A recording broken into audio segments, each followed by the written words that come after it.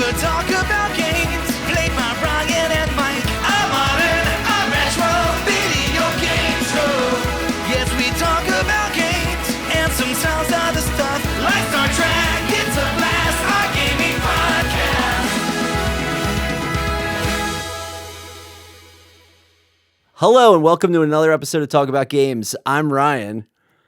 I'm Mike. Yeah. And here we are with another episode. What are we talking about today? Oh, so we are talking about Squaresoft RPGs on PS1.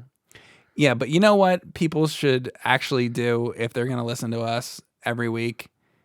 They should subscribe to this channel. No, in all honesty, we like I've been thrilled with the reaction to this channel. It's a lot of fun to do. But yeah, if you could sub, if you like it, we'd really appreciate it. I'm so bad at that because listen, I see YouTubers all the time Yeah. and they're like, "Yeah, hey bro, like and subscribe to my channel," and you got all the Switch crap behind Right. you, and you got your Yeah. you got your fucking hat with the Zelda Triforce, and you got your fucking sleeve down your arm, and you're like and subscribe and whatever. But no, seriously, like all you motherfuckers that are watching this, subscribe to the channel with subscribe to it. Take the moment, and click the fucking button. It would help us a lot. Thanks.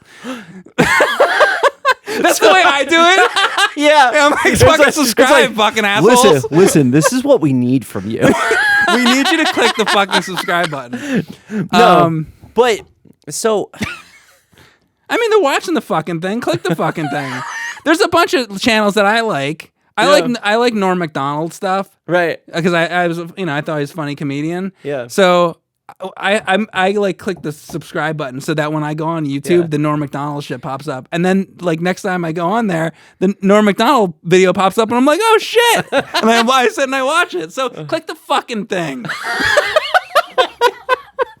That's like that. That's like Is that not how you do it? No, I think it's good. I think that's like Mike has never been someone to do that. So this is like I hate that. 15 years of energy just released in one. I guess. Yeah, I don't know. It's good. So No, I mean, listen. No, let's talk about it. I want to say a little more about it. Okay. So, like, if you like watching a thing, I get it. It's like you gotta get the mouse. And you gotta it's fucking, all the way down there. You gotta fucking get the mouse. You gotta move it up. And you're like, oh. And there's like the red button or whatever. What even is it now on YouTube? I don't even know. I don't know. You click the fucking button or whatever. It's a pain in the ass. You don't want to. Right, you got a lot. And even if the other part of it is, even if they click the subscribe button, probably won't even work anyway. Right. Say you're not logged in. Yeah. So you click the subscribe button and then the box comes up and you're like, what's my password? What do I?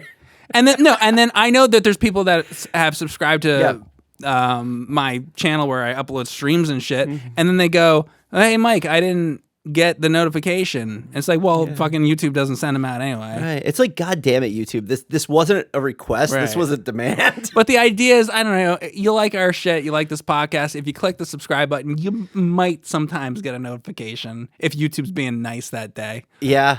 There you go. So Yeah. So Squaresoft RPGs on PlayStation. okay, so yes. Right. Yeah. So, my game for today is Parasite Eve.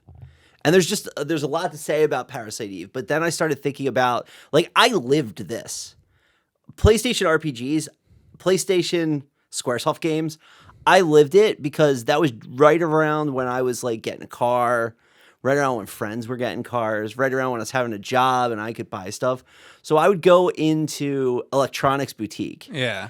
every single Friday or whatever I get paid. And some of these games would only be on store shelves for like a month. It's funny you say that because, like, Yeah. around that time was probably the only period in my life where I kind of dropped out of video games for a little while. You dropped out of video games? For a couple Wow. years, not completely, but like the least amount. Like, I wasn't playing games very much. Right. Probably around that time when I was about 17, 18, like before going into college, like those couple, like 17, 18, like right before then, I wasn't really playing much. I did get like Ocarina of Time, and I remember Right. playing that, but that like the N64 was like coming out and everything, and like I wasn't like as plugged in at that point, and I wasn't like a PlayStation dude. I was kind of like out of it at that point. When I went back into college is when I kind of discovered it all. Yeah, for me, the time when I was kind of plugged out was when I was in college. Because I was, doing all that college Right. work. I have a math degree. I went to art school, so it meant fucking nothing. Right. So I was playing lots of video games. Yeah. Yeah. So, I have kind of fractured memories of, GameCube and stuff like that. Yeah. But this PlayStation era, it was, all I did. Right. Right? So, Okay. I remember, you're reading the magazines and you're like, oh, Final Fantasy VII's coming out. Mm-hmm. Squaresoft. And what do you know Squaresoft for? You're like, I know Chrono Trigger. I know Secret of Mana. I know Final Fantasy. The usual suspects. It's all very RPG-oriented titles. They have a look. They have a feel. And it's like, oh, Final Fantasy VII, it's going to be a little different. But Final Fantasy VII was just one game in a wide range of things that Squaresoft was doing. Mm-hmm. I remember, it felt like Final Fantasy VII took forever to come out. Square recently did Power Wash Simulator. Yeah, isn't that weird? So they do a wide variety. They're still doing a wide variety. Yeah, of things. yeah. I mean, What were they doing at that point that wasn't like Final Fantasy? The only thing I could think of, and I know there's other titles. People are going to be like, "Oh, well, remember when they did this?" Yeah. Was King's Knight. Oh yeah. Yeah, right. Oh fuck yeah. Right, but it's still like fantasy. Yeah. Right, even though it's a shooter, it's still. I have PTSD from that game. Oh, do you? Have you played that on stream? I beat it. It's one of the hardest fucking things I ever did. Oh wow. We did a whole James and Mike Monday on it a long time ago. Yeah. But it's horrible. It's horrible. And they should be. I think that game was also available on other stuff, so maybe it's a better on other stuff. But the NES version is horrendously bad. Right. Yeah. So I remember that wasn't a game that I played as a kid. Yeah. But I went to the flea market. I remember seeing it, King's Knight. I don't know anything about it. I've never played it. I don't know anything. I see King's Knight and I see Square. Not even Squaresoft, just Square. Yeah. And I'm like, oh shit, an RPG from Square. Yeah. And I buy it. I'm like, what is this shit? Whatever. Go watch the other video about that. So, okay, Square. The thing that is popping into my mind really is not long ago, I was messing around with Aaron and we were fucking with that Chocobo Racing. Yeah. Dude, that intro to that is so entertaining. That shit is fucking awesome. So Chocobo Racing, that's what if Final Fantasy made a Mario Kart game? Exactly. Yeah, and there's the black mage and the white mage. But it's not crappy. It's fucking cool. Yeah. Yeah.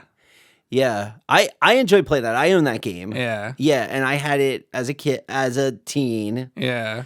And yeah, it's not bad. And there's a castle you drive through. And Yeah, there's I different like things. all that shit. It's neat. Yeah. And you get the spells, you get the fire and ice. Yeah. And it's neat.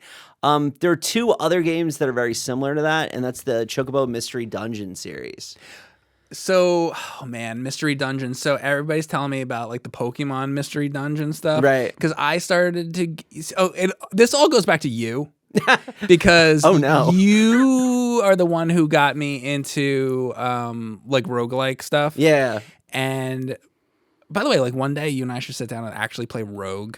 Yeah. Because everything's rogue-like because it came from Rogue. But anyway, so I got into playing the Tornico games on PlayStation. Tornico, it's like Dragon Warrior, but that's it's a roguelike, but it's also in that mystery dungeon realm. Right.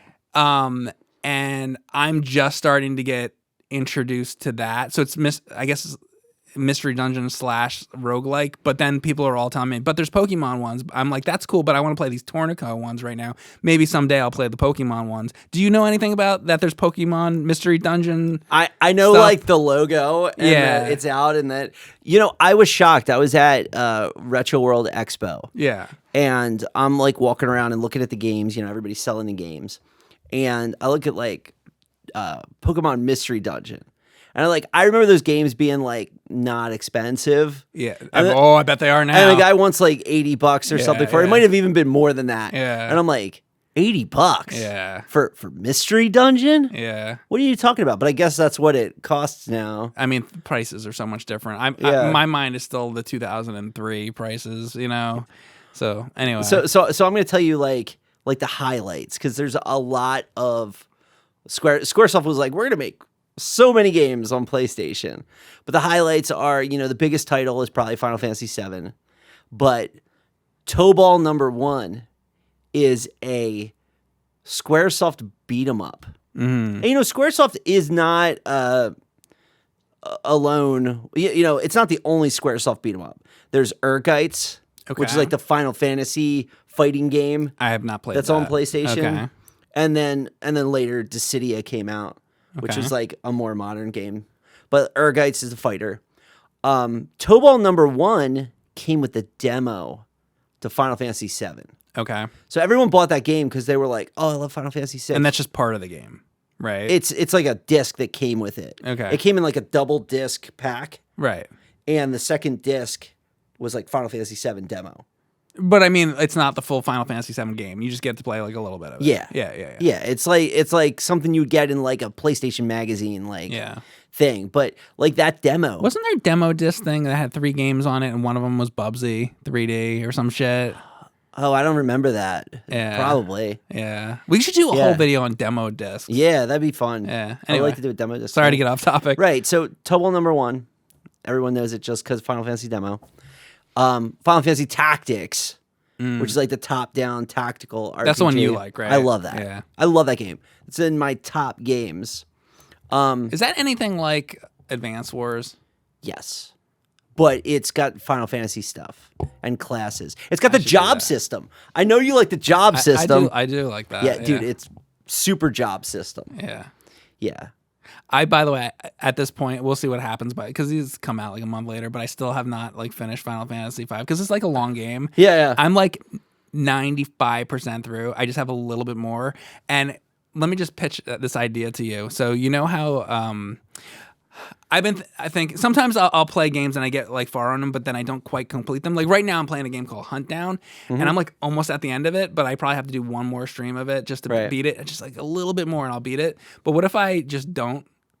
What if I just like, it's like, do you think that's going to irritate people if I play, If you don't beat it? if I play 95% of a game and then I just the last bit, they're like, and then I Leave 'em stop, hanging. just like there's a hair and then It's I don't do it. brutal. It's brutal. People said that, there's the completionist. Yeah. They said I could be the incompletionist. Well, there's only so much time and there's so many games. But the thing that we always have to remember is that, like, not beating it is bad television. This is a show. I know. It's a show. Like, people tune in and they're like, You want to see the ending. What happens next? Right. Right? Well, I'm also, you Yeah. don't forget, like, I'm an asshole. Yeah. So I just kind of, just for my own, like, enjoyment, I'm just like I'm not going to beat it. You know just to, what? like, irritate some people. You know what you need to get? What? When you're on a stream and you're going to beat something, Yeah. in the pre-stream, it needs to say, and now the conclusion. And now, the conclusion. Yeah, just like the Or, Star Trek. like, it's like Major Barrett. Yeah, right. Just take the Ron audio Barrett, clip yeah. and just put it in there. And now, the conclusion. And then you're fighting the boss. Yeah. Like, All right. So I'm getting you way off topic. Go ahead. Okay, so you ever play Einhander? I love Einhander. I love how the weapons flip up and down. Yeah. That's super cool. That's a unique shmup, and it is interesting that it's like Square, because you don't think of Square for a game like that at all. But at least they took the shmup genre and tried to, because that game, if you actually play that game, it's unlike most other shmups that you'll play. Like the different cinematic camera angles that they're using in that. And then there's like the gun flipping thing. It's a very unique shmup. I have not beaten that game, but there's a part where near the end of that game, it's like a rocket ship going into space, and then there's like the jets of the rocket that come out. That's like the point I made it to. I almost fucking beat that. I got really into Einhander. I like that game a lot. It's hard though. And then there's all these like weird continuations of games that came out on Super Nintendo, but only in Japan. except for and there's an exception to that, but like Saga Frontier, Yeah. which is I've heard of it. I haven't played which it. is like the like continuation of the Romancing Saga series. Like Romancing the Stone. No, Romancing That's Saga. a movie. Never mind. Right, yeah. So there's that. You know, and everybody talks about Final Fantasy Adventure and Game Boy is in that Yeah. series. Wait, I'm sorry. The fucking romance thing. Isn't there an NES game that's like romance? There's Did it Romance start of the there? Three Kingdoms. Romance at three. Am I also? Is that something different too? That is something different. Okay, sorry. Yeah. Yeah. So there's that. There is also Legend of Mana. Legend of Mana. Right. Okay. Which is like the sequel. The Secret of Mana. The sequel to the sequel of Secret of Mana that we didn't get. Oh. So it's technically Secret of Mana 4, right? Legend of Mana on PlayStation. I didn't know about any of this. That's Yeah. Okay. Yeah. I think, and then there's Chrono Cross. Okay. And I'm sorry, you know, if you know this, in the comments, what the fuck does Chrono Cross have to do with Chrono Trigger? Because I've beaten both games and I don't get it. I had that Chrono Cross sitting on my shelf on GameCube, Yeah. and I never touch it. Wait, it's on GameCube? I'm pretty sure I have Chrono it. Cross is a PlayStation. Maybe I'm thinking of the PlayStation. Yeah. I think I have it on GameCube. It's not on GameCube. It is 100% not on GameCube. This fucking shit. This is Oh, Final Fantasy Crystal Chronicles. That is on GameCube. because it starts with a Yes. C. Yes. Final Fantasy Crystal Chronicles is on GameCube. And Final Fantasy Square. Yes. That's why I was confused. Okay, So sorry. Chrono Cross is the last game in the Chrono Trigger I'm sorry, series. but Chrono Cross, it's like CC. Crystal Chronicles. C- No, I oh, got it. okay. I get it. Yeah. We figured it out. All right. But I have no idea what the hell that game has to do with Chrono Trigger. And it bothers me because they're in the same series, Yeah. right? Then you got Final Fantasy 8 and 9. Everyone knows about them. Mhm. Vagrant Story, which is, it's a, Mhm. all the different swords and blacksmiths and stuff. I'm just gonna And be completely upfront. Ryan's a little out of my realm here because I'm like 16-bit Final Fantasy guy. yeah, Like I know those ones. So when you get to this stuff, I've tried Final Fantasy VII, the original version of it. When I was in college, I had a friend that loved it. Yeah. And he's like, "You gotta play it. And I'm like, "Okay." So I played it. I played like 10 hours of Final Fantasy VII, and I didn't really get into it because I wanted it to be more like the Super Nintendo ones. yeah. And I just that was it. I don't know. And I didn't go anywhere. And then from there, the next time I tried Final Fantasy, I tried Final Fantasy X, and then it was just too much cutscenes for me, and I was like Yeah. out. And then I was just out on Final Fantasy. I hear you. For like a while. But I heard I don't know which one, like 8 or 9 is more like 9. It's 9 that's more like 9. the Super Nintendo ones. Yes. Maybe I should play that one. Yeah, you should try to play 9. Okay. It's got like black mages. It's more like classic. But the game I'm going to talk about today Okay. is Parasite Eve. And that has to do with Square. And as a Square They game, made it? Okay. yes, it came out in 1997. Isn't this a horror game? Yes. Okay. So, You ever hear of Fatal Frame? yes. Yeah. See, that whole era of like early PlayStation like horror stuff, like I was like doing Nintendo shit at that time. That's when I'm playing like Mario Kart 64 and all that stuff, and I didn't really get into all that very much. Not that I didn't ever want to. I never just didn't get there. So, Parasite Eve is the Nightmare Before Christmas of Squaresoft PlayStation games because it is a survival horror game that is also a turn-based RPG with some modifications. But it's also a Resident Evil-like in a lot of ways. I saw some footage of it and it looked like Resident Evil to me. Yeah. Is it like tank controls? No. Okay. But it has the look. Just the look. Okay. But the combat's very different. The story is very different. The game is based off a book. It's actually a sequel to a book. Okay, that's interesting. Yes. And there are 3 games in the Parasite Eve series. There was Parasite Eve, which is what I'm talking about today. Parasite Eve 2, which is also on PlayStation. And The Third Birthday, which is on PSP. Okay, the third birthday. Yeah. Okay. Parasite Eve is available on PSN. Okay. And it came out as part of the PlayStation Classic in Japan. Oh. The novel that the game is a sequel to didn't come out here till like 2007, 2008. So, it was very popular in Japan. Yeah. The other thing is, this is a game that, people talk about sometimes, but not that often compared to other classic Squaresoft games. Yeah. This game sold over 2 million copies. And also when you talk about horror games, even in that era, I feel like, people talk more about like Resident Evil or Silent Hill. Yes. So then it's a very kind of overshadowed title. Yeah, and I think this is the case of a game that was far more popular in Japan than it was in the United States, although it was popular in the United States. So tell me about the game itself. Okay, so you play as a policewoman named Aya Bray. She is going on a date to Carnegie Hall.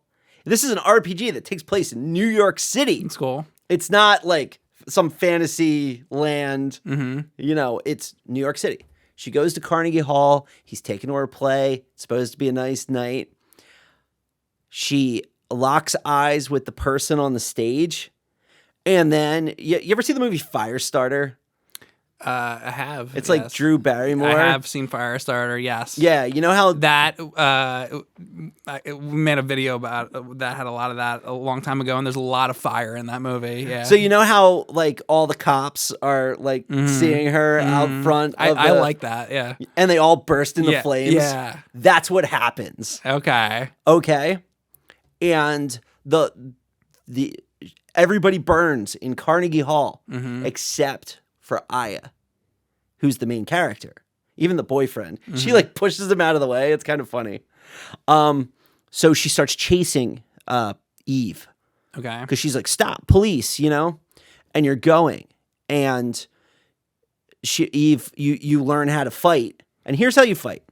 Imagine if you're playing Final Fantasy and you have shoot, you have attack and spells and all that. But as your bar is filling, you can run around and dodge attacks. Okay. That's kind of neat. And then when you go to attack, depending on what gun you have equipped, determines how many bullets you can shoot.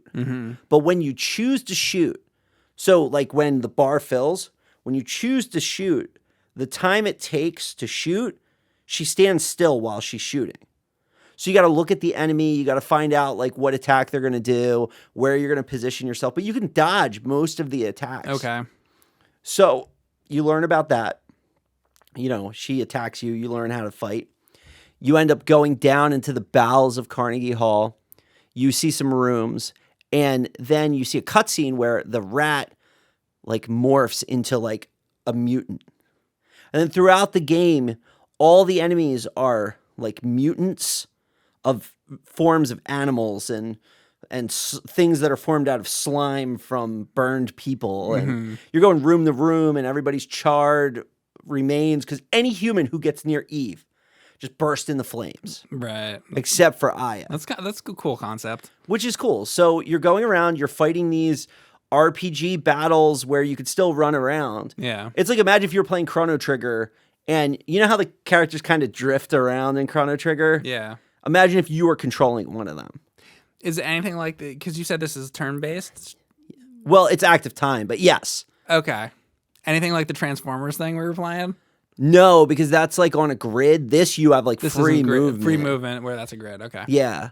And you get all kinds of different guns. And the guns are like, a lot of them are like you get like an M16. And the guns can be upgraded with a tool. So you get like, plus to damage, plus to range, all of that. But throughout the storyline, you find out that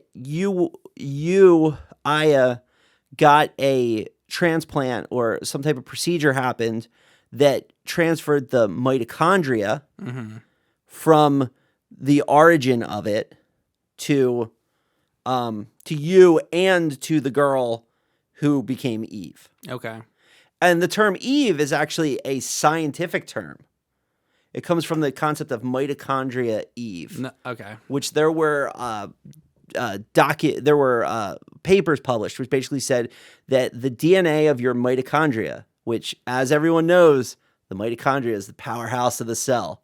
That's what they teach you in school. Every time that you say that, I know you're saying mitochondria, but I keep thinking of midichlorians. Right. And I'm sorry. That's funny. My mind has been drifting to that. So the joke, the meme, the science class thing, what does every single person in America know about mitochondria? Mitochondria is the powerhouse of the cell. Mm-hmm. So the reason the people are burning is because the mitochondria are angry. They're sentient. And is that what's causing the fire? Yes. Okay. And Eve is like the embodiment of the mitochondria trying to strike back at humanity. I see. For enslaving them. But it actually is a real scientific concept of mitochondria Eve. The fact that if you looked at my mitochondria and yours and all the people watching and everything, they probably all descend to a single person in Africa. Oh, if you look directly at my mitochondria, you would definitely burst right into fucking flames. Let me tell you. Right? But it's interesting. I picked this game because it takes place at Christmas time. Mm-hmm. It starts on Christmas Eve. Ba-dum-bum. You get to see New York at Christmas time, even though everybody's burning, and it's it takes place over a few days. Like, it's not a long game. One of the disadvantages of the game is because it's on PlayStation, the load times are brutal. That's the majority of them. And PS2. This game would be amazing. Yeah. In the modern day. Mm-hmm. The battle system modernized. You play games like Final Fantasy VII Remake, and you're like, boy, they're thinking back to things that happened in Parasite Eve. Yeah. From the way things control. If you think the load times are bad on PlayStation, have you ever played the Hyperscan? No, I have not played the Hyperscan. There's a total of, I think, 5 games on it. Yeah. And don't ever play it. That's all you need to know. Don't play it. I'll try we can move not on. To. Yeah. So it's the boss fights are cool. The dodging patterns. The fact you're playing an RPG where you're thinking about where you're standing and dodging. They're all like weird beasts. You end up going to Central Park. The last guy of it. Did you play this game back then, or is yes, this only? I beat this game when it came out. Okay. The game controls like Final Fantasy VII. Like if you're used to the walking around Midgar, Final Fantasy VII, all of that, it controls exactly like it. You could tell it's a little lower budget. Do you wish this game had a remaster? Yes, 100%. Does it need it? It really needs it. It really needs it. Some of the like when the map of the city comes up, it's shitty? like polygons, like it's like rectangles sitting on like a. Is it hard to read the map? No, it's not hard to read it, but it's like funny. Okay. It's like funny 3D. Yeah. It's like, wait, we gave up like what Final Fantasy VI or Chrono Trigger, we gave up that for this. Right. It's like, was it really? It's not there yet. Yeah. Was it really worth it? It's really not there yet. Yeah. But that's what happened that era. Like, it's weird. It's like now I'm finally kind of in a way getting nostalgic for that like PlayStation 1 N64 look. But man, at the time with those polygon graphics, I fucking hated it. And for a really long time, I hated it. But now when I go back, I'm like, I kind of like what that looked like, that era. PlayStation 1 horror demake style games are really hot now. Yeah. But it's kind of a rose-colored glasses thing because it doesn't suffer from the load times. It doesn't suffer from because the backgrounds are pre-rendered, like Final Fantasy VII, there's a lot of times where like, oh, I got to find a thing on a table. Yeah. But it's like, you can't see it. Like it's like a lot of these modern, like indie games that are sort of trying to like emulate, the old 16-bit era. It's like, oh, look, it looks like a 16-bit game, but it's like not at all. It's like so polished and fixed compared to what we actually had. Sometimes it works really well. Like there's a scene, like there's these car scenes where Aya is driving with her partner from place to place. And when you have the car scenes where they're in the police car, it looks really good. Like the way the things they're driving by reflect on the glass. So it's inconsistent. And then there's other times where it's like, baby's first rectangle and you're like, whoa. Like you could definitely see like the growing pains of it. Yeah. and it's brutal. I do have to say that the character models are way better than Final Fantasy VII. Okay. Like she looks like a woman. She doesn't look like a, like Cloud runs up with his hands like this. Yeah. Like it's not like it's a step above. Yeah. But then there's things that are below. Step below, yeah. But the people went on to the people who made this game. This game has like a big pedigree. The composer is a composer of Kingdom Hearts. The person who directed the game directed Chrono Trigger. Yeah. So it's like this like all-star cast of people. Cast of, creative people working on this. And the game's fun. It's I want to compare it to Clock Tower.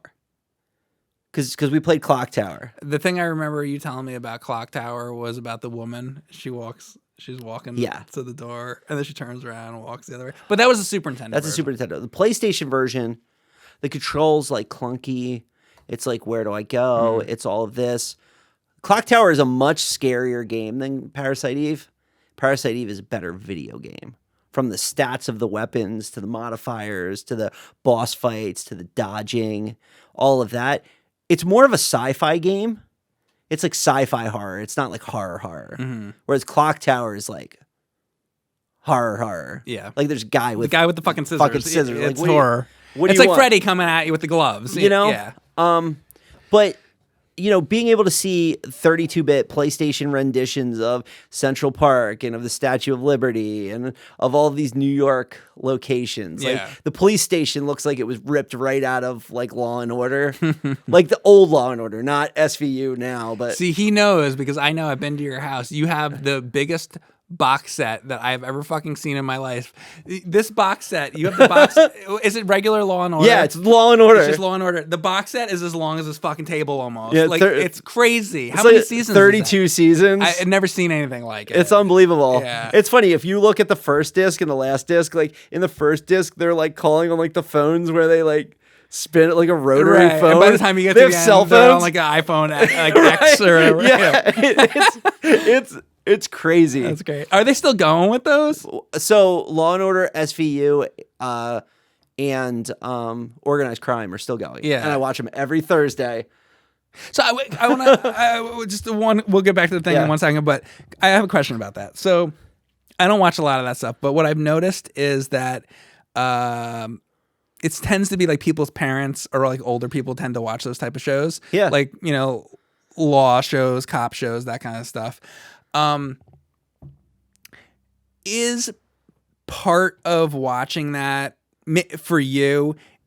Because I feel like the people that are older, just you have to remember they turn on the television and they have those shows going, and it's like a soap opera. Like when you watch a soap opera, like we all know the soap operas usually aren't that great. Right. Story wise and all that.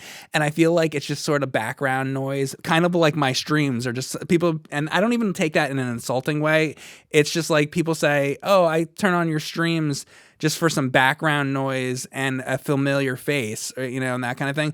And I feel like for older people, they might turn on a soap opera and it's just kind of like, it's just sort of background noise, or is there a little bit of that for you, or is it all like you're just actually really into it? So what's cool about it? Well, you got to remember that like for network television, Law and Order is like as like bad, like as like R-rated as it could possibly be. Sure. Because it's like 9 o'clock.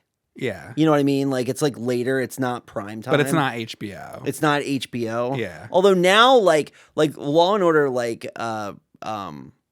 Organized Crime is like HBO was 10 years ago. So like, so it's come with the times. Yeah, it's like The Sopranos. Like if you like The Sopranos, probably like Law and Order. Which makes me Crime. wonder. It's like, what do they fucking have to do on HBO to make it like right? keep Exactly. up with it, I have to say that for a while there, the funnest part, Law and Order was a parody for me for a while. Yeah, and that's like when they're like, "Oh, we're gonna do a TikTok episode," and you're like, "Yeah, okay, yeah, that's whatever." But now, since they've made it a continuing storyline, and since they've added like way more like the characters are a lot better and stuff, it's like a legitimate show. But the old ones, I'd watch them and be like, oh, they were worried about like purse snatchers in 1988, But it wasn't ever just to like put it on in the background while you're doing other more important shit. Okay, No. You were watching. I like it. Okay.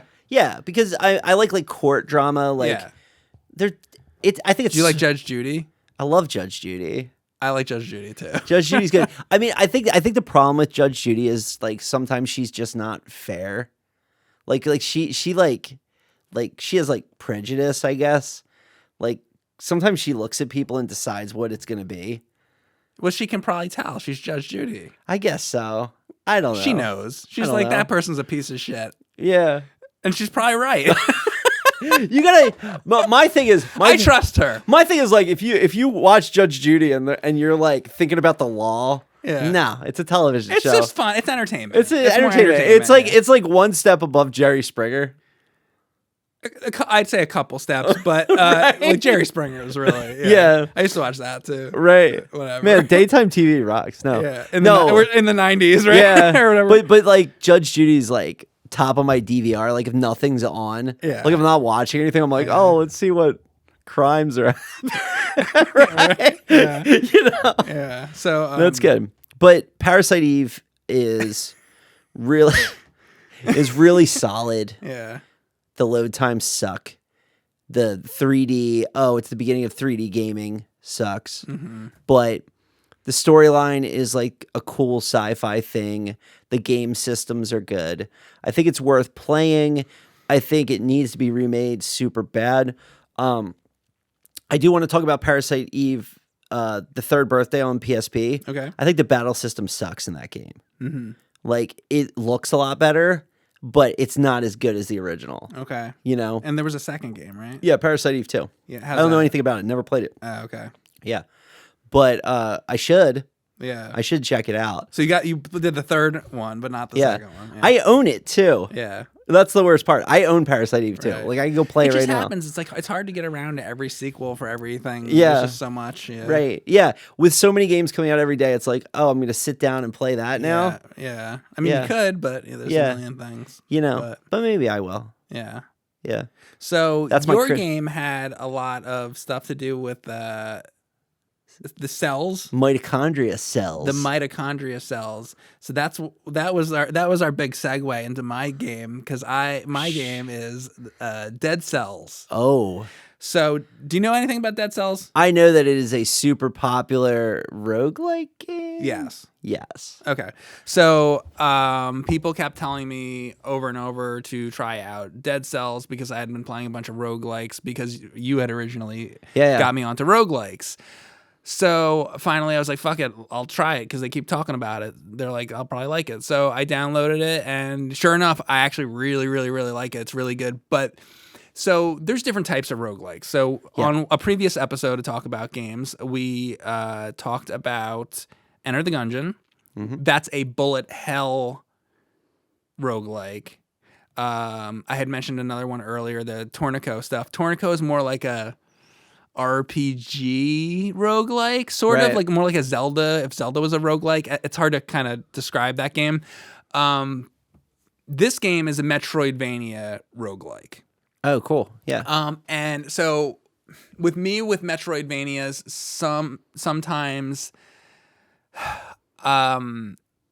my thing is I like them, but sometimes I don't enjoy the backtracking depending on the game. Mm-hmm. It can get a little frustrating with some of them.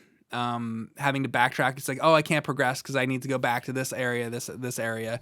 So far, I haven't been having that trouble with this game because it's not like in Metroid where you have to go back to get a specific thing before you can progress. This is more like you're just making it through. The map is just sort of that Metroid map.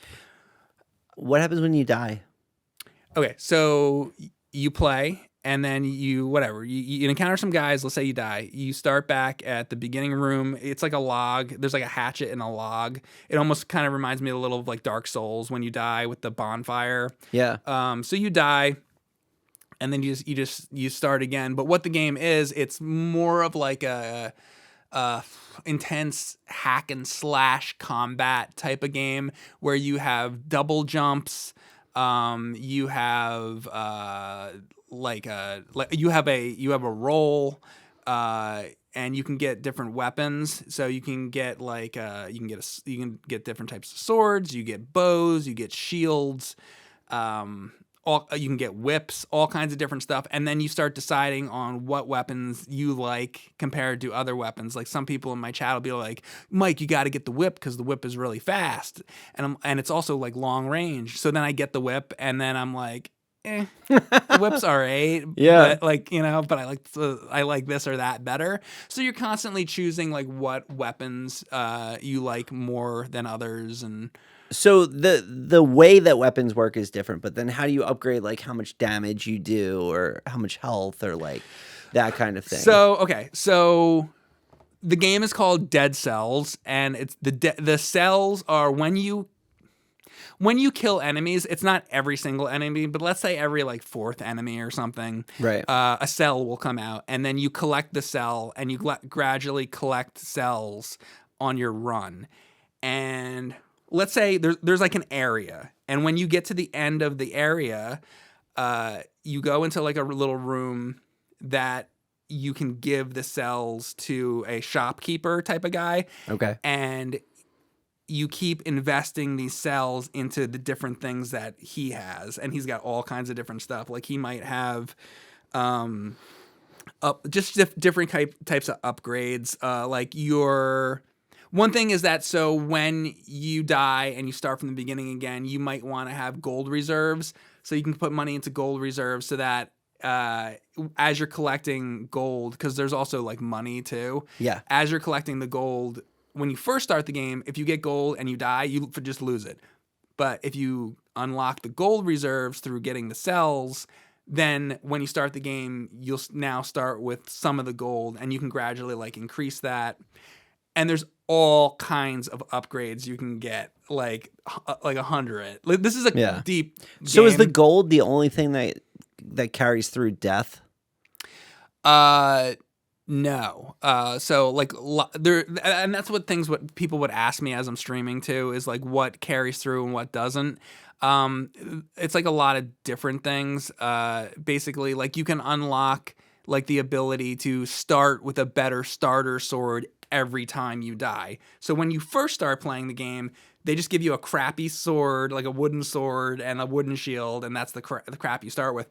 But the longer you play, and the more cells you get, the better stuff you get to keep permanently later on. Right. One of the big things is you're going on these small sort of quests to get runes. And the runes are basically your first kind of goals in the game.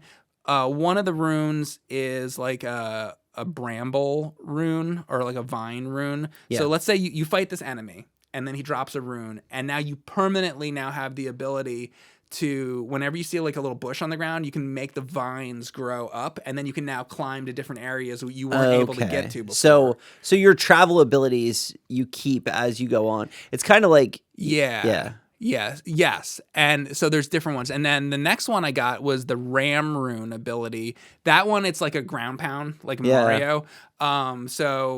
But as you said, it is about traveling. Because you can break through. You can break through and get to like a different area. So that's another one. The next one I'm working on is the wall jump rune, which I haven't got yet. So you'll see areas where it's just like this, and it's like, oh, I can't get up there because obviously I need the wall jump.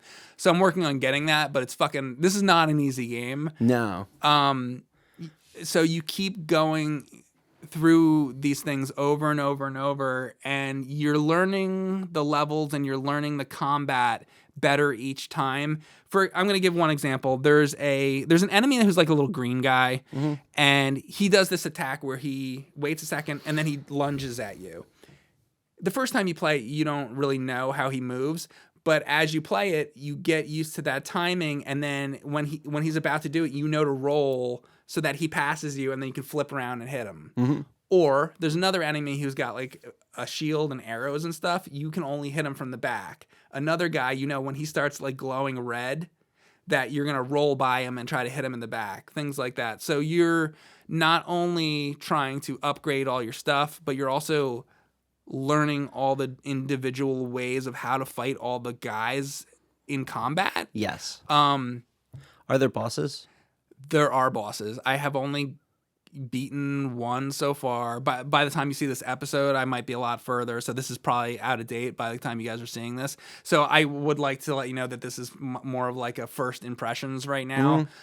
This is the game that I'm probably gonna end up playing more of, like after we shoot this, because I really like this game. Like it's like you should, like I don't the only okay. So here's the downside of a game like this: you're gonna have to devote a lot of time. If you want to get anywhere, if you want to get anywhere, you like this is like a 1,000-hour game. Wow, that's awesome.